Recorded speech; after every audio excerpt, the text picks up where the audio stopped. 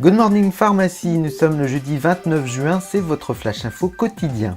On commence avec ces informations d'ordre économique. Un nouveau prix TFR s'appliquera à compter du 1er juillet pour les spécialités d'amisulpride 400 mg en boîte de 30 comprimés. La base de remboursement passera de 26,66 € à 18,60 €.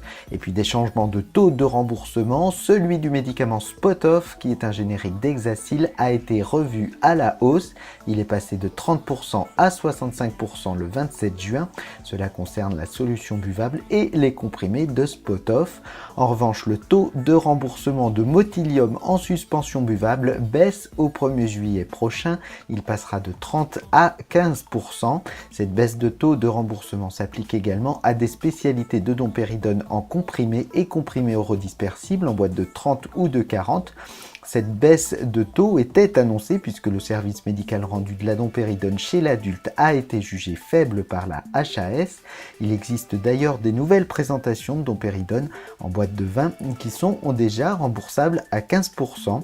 Et pour rappel, depuis mars dernier, les spécialités de domperidone ne sont plus remboursables chez les enfants. Le dosage de l'anticoagulant Lovenox sera désormais exprimé en 2 unités, en unité internationale, comme c'est déjà le cas en France, et en milligrammes d'enoxaparine, comme c'est déjà le cas dans d'autres pays européens. Cette harmonisation de l'expression du dosage doit permettre d'éviter des erreurs médicamenteuses. 1 mg d'enoxaparine équivaut à 100 unités internationales d'activité anti-10A. L'harmonisation des informations concernant Lovenox concerne également ses modalités d'utilisation. En particulier, Lovenox n'est plus contre-indiqué chez l'insuffisant rénal sévère. Cette contre-indication ne s'appliquait qu'en France.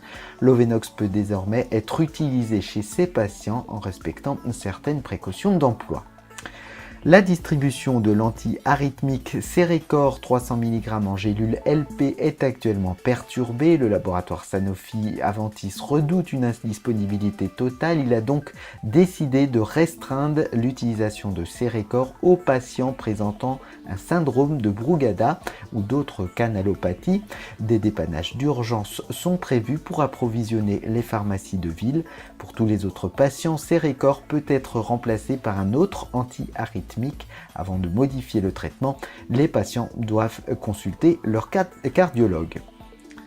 Un rappel de lot, il concerne les boîtes de 60 comprimés de risperidone Almus 2 mg, le lot 278 1A 111-16 doit être retiré des pharmacies. La cause, une erreur dans la date de péremption. La date indiquée sur les plaquettes et le conditionnement est novembre 2020 au lieu de novembre 2019.